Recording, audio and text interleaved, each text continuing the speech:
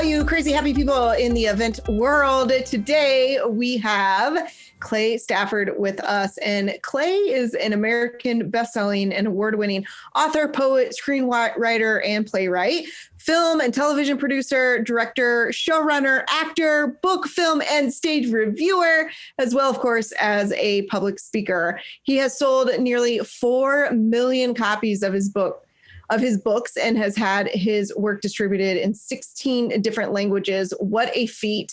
Clay, it's so great to have you on the show. You are also the creator of Killer Nashville, which I cannot wait to talk about this event. But welcome to the Happy Event Planner. Thank you so much. I'm always delighted when it's a happy event. Yeah, that's right. You know, last year for Killer Nashville was not a happy event planner. So let's talk about last year. So the event is typically in the summer. And it's in August.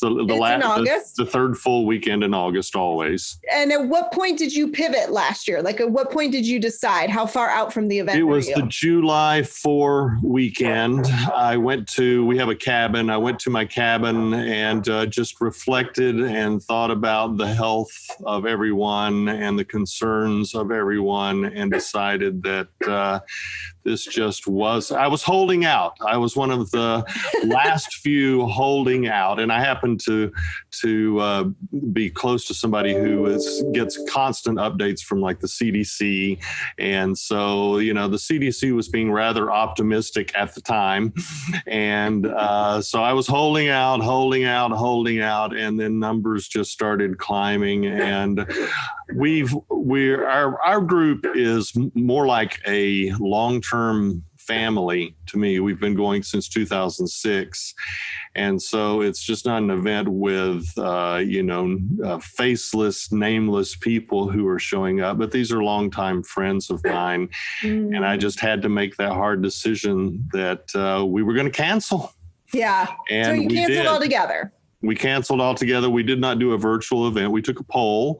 And because of the way Killer Nashville is set up, it really, it's about being together and communing together, and having that as a virtual event just was not appealing to everybody. So everybody said, wait, let's just do it this year. And so here we are this year, very excited, ready to go. Yes. And I'm sure, this event sounds like it's got a lot of repeat folks, attendees that come. So people who've been coming since 2006. Yeah. So okay. amazing. So there you go. So I'm sure that there is a lot of excitement around this particular year. Yeah, I think everybody's a bit stir crazy. Yeah. Oh, yeah, absolutely. I just said earlier today to my boyfriend, I'm like, hey, can we go do whatever, XYZ? And he's like, sure, why? And I was just like, I am just like, I need to get out of the house. Like, I'm in the house all week, aside from just like walking around the neighborhood or going for a run. Like, that's it. I just feel like I have got to go do something. So happy to do this. So Killer Nashville is in Franklin, Tennessee. Yes, which is just right outside of Nashville. Right outside of Nashville. I've actually been to Franklin. You have? Well, great. I have. Great little area. I love Franklin. Nice little town. Yeah. So you started the event in 2006. That was your first year? That's correct. I came home and told my wife, I think I'm going to do a conference in August. And so we were about 2.5 months out, and she's used to this sort of thing. And so she said, okay. And so we started in 2006 and continued forward. Awesome. So give us the premise and then the whole idea of the event. We're bringing together authors of varying stages. And what we do is we have concurrent tracks that are running throughout the full weekend event, 4 days. And we if you're just a beginning author with an idea and have no clue what you're doing, we have a track just for you. If you have an idea, if you've written a manuscript or you're working on your genre or you're trying to work on specific elements of writing, we have tracks for those. If you're a CSI junkie, we have a track just for forensics. And one of the purposes is we call them the alphabet soup. The FBI, the CIA, the TBI, all of those come in and do presentations because they want writers who involve those types of agencies to be able to get the information accurate, because many times you read things and go, oh, that would not have happened. And so we have an entire, for 4 days, a full track that's running, that's totally forensic based and wonderful speakers. And they're full of incredible demonstrations. I walked in, I mean, they're graphic too. I mean, these are real stuff. They don't hold back at all. We had a guy from the bomb squad, and I kind of breeze through, when you're the organizer, you kind of breeze through to make sure things are running smoothly from room to room, And so I opened the door, I walked in just in time to see a guy, he had a pipe bomb in his mouth, videotaping it for his girlfriend who had left him. And he wanted her to see this. And so he was videotaping and blew his head off. And so I opened the door and I watched the guy. I'm seeing the guy with something, it looks like a cigar or something. And then boom, there went the head. And then he's just standing there headless for a moment and finally just falls back forward. And nothing like I would have thought, with all sorts of things. It was just very, very casual. And it's those kind of details that the writers really need to have when they're trying to portray things that are accurate. So yes, some of the forensic things can get pretty graphic. Wow. So is this mainly for fiction writers, just to clarify? No, it's not. It's actually for writers. Fiction writers rely a great deal on nonfiction in order to make sure that their worlds are correct. So we do true crime as well as nonfiction based upon relationships, because that's very important in a novel, on different types of settings, looking at writing historicals, getting those accurate. And so it's open to fiction and nonfiction as well. And really, the way that good nonfiction books are written is following almost a story format rather than being a report. Right. It's actually a developing story. And so some of the same elements that you use to tell a fictional story, you'll use to tell a nonfiction as well. Yes. Yeah, I love that. So you mentioned like the CIA, the FBI. Yeah. What other type of speakers are you looking for? The speakers, we're looking for people who can share something of interest to authors, and also in marketing. We've got a track that's just for marketing and publicity. So if there are people who are experts on publicity and marketing, we have a full set of track going for that. And that's where we usually have our repeat New York Times bestsellers come, because they are at a certain level and they want to expand that level. So they come and listen to our speakers to learn the newest techniques and, new platforms, new methods, and new strategies in order to be able to go to that next level. So like I was starting to say before, and I don't know that I finished, we have people all the way from just an idea with no clue what to do with it, people who want to sell a manuscript, all the way through people who have been publishing for years and just want to take it to that next level. Yes, got it. Perfect. And so do you also have a publishing company? Like, do you help them publish, or we do? Yes and no. I have a publishing company, Clay Stafford Books, and very eclectic. So far, we've published 3 books. We published 3 books. We had one that is now Silver Falchion finalist. We had a Seamus finalist, and then a Amazon bestseller. So we've done 3 books and gotten that out of it. So I think we're doing really, really well. But no, what we do with that, and that's Clay Stafford Books, but what we do with Killer Nashville is try to help people who are wanting to go either the traditional route through a traditional publisher, or self-publishing, but we have no involvement at all in any of that. That's completely separate from us, but we try to make sure that we give the self-publishing authors information so that when they're dealing with somebody who's going to help publish their book, that they can make some wise choices, because there's some piranhas out there, and then there's some people who are very supportive.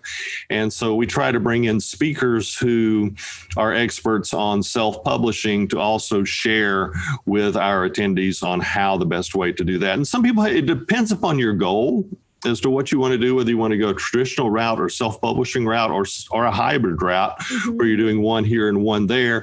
So the authors come in with their own goal, and we try to make sure that regardless of what that goal is, we have sessions set up to help them either find an agent, get a publisher, etc., or go the route of self-publishing.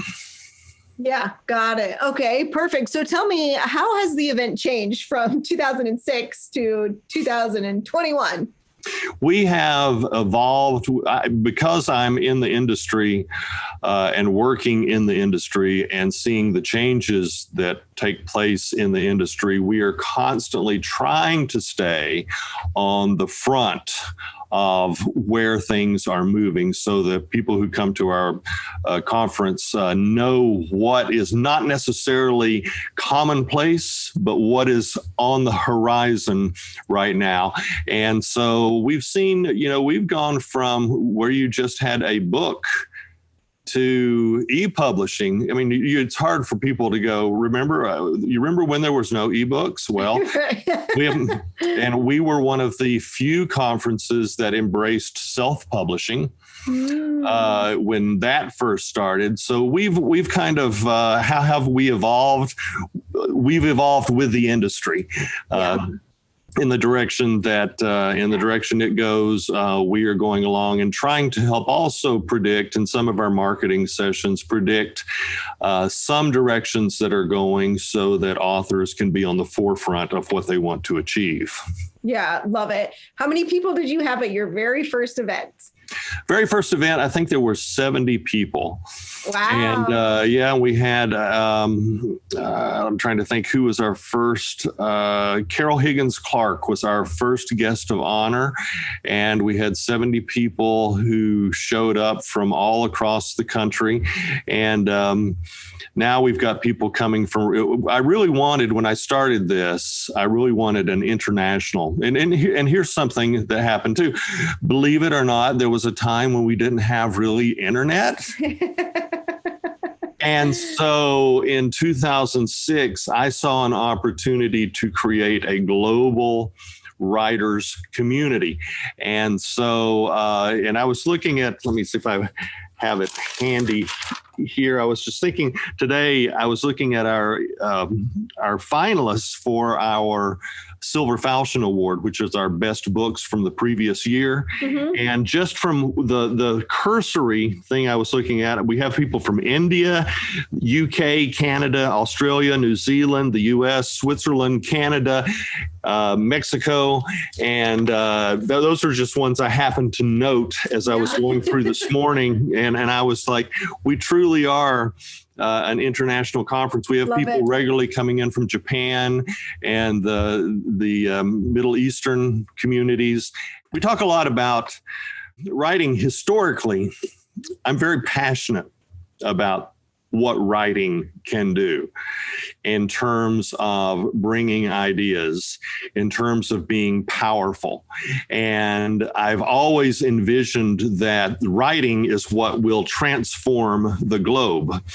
And hearing the individual voices of all of these people helps us do that whole Socratic thing of, the thesis, the antithesis, and then the synthesis of understanding and growing. And all of us can grow that way globally. Well, you've got the internet now. Adding to that, now we've got people around the world contributing their voices in this writing community through Killer Nashville, for example. And I see that is really the unification of what we all are as people, because you're seeing the sameness, but you're seeing our differences. And as I read these books that are submitted for our contests, et cetera, it's wonderful to learn about these cultures. It's wonderful to learn about these different perspectives. Love that. I mean, even if you're talking about just a book set in Oregon, I'm in Tennessee, so a book set in Oregon, it's an interest. I mean, the United States is a completely different topography, mentality. It's just wonderful, wonderful, wonderful. And so I really love the way that we are helping unify everything. And that's been our goal since 2006. Of course, I grew up in a time period that was a bit of turbulent in the U.S. And so I remember just recently I was in California and somebody had a peace sign. I said, "Oh, I like your peace sign." And you know what I'm talking about, the peace sign. Yeah, and the circle. Just for the listeners here. Yeah, so it's a peace sign. I said, "No, that's really cool. That's a really cool peace sign." She said, "Oh, yeah, that's the newest thing. Do you know what it means?" And I said,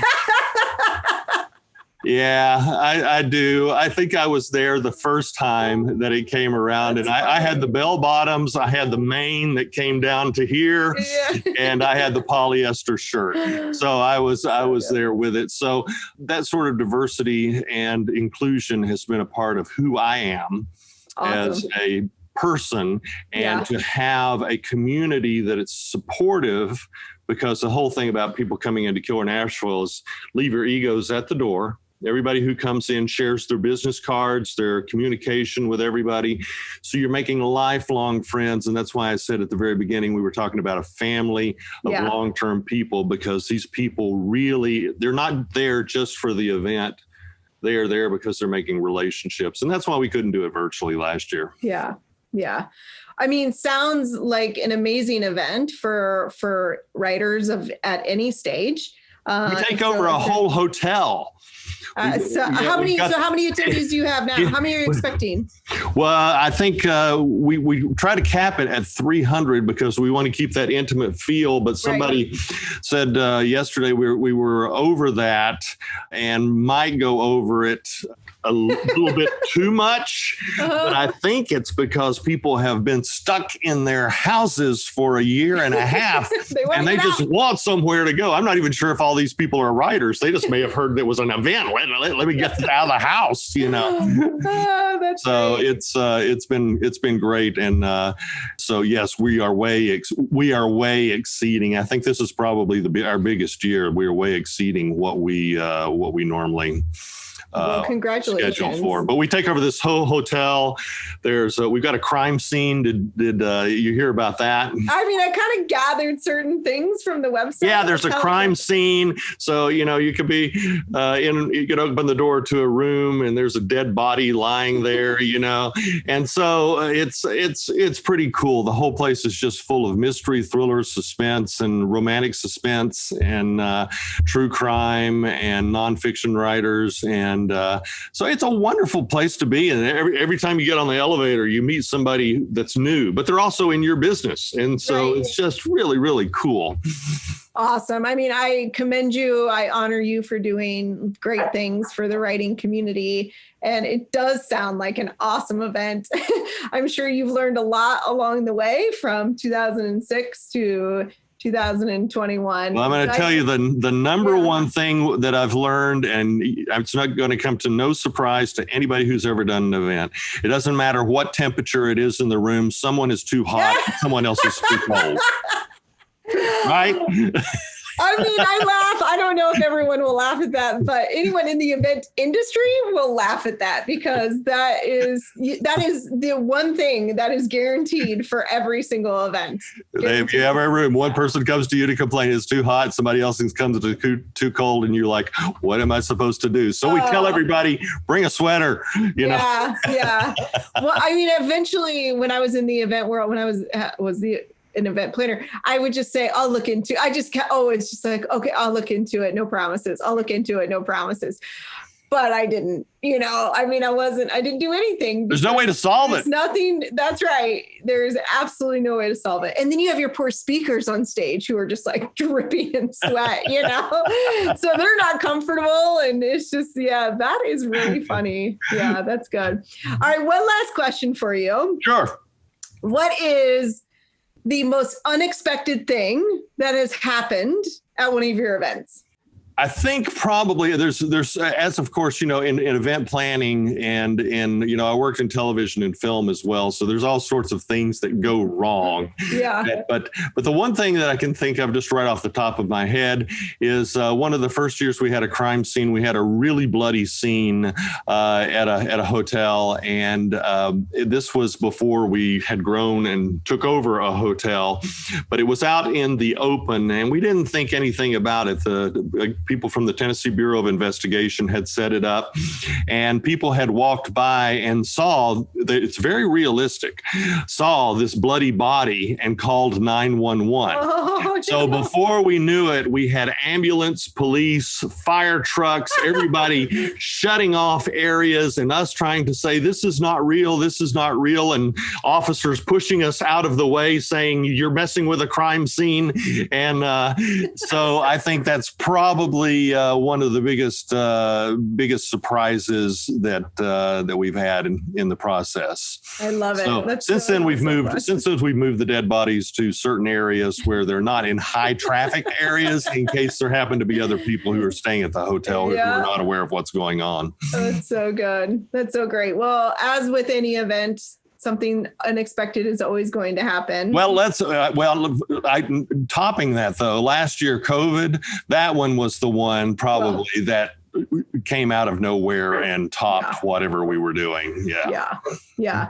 Well, I look forward to a great event for you this year coming up here, August 21st and 22nd. It is August 19 through 22. August 19th through the 22nd in Franklin. Thursday through Tennessee. Sunday. Yes. And if you're feeling a little anxious because that's just around the corner, don't worry. This is an annual event. And so if it's something that any of the listeners are interested in, they can certainly. Every third full weekend in August. There you go.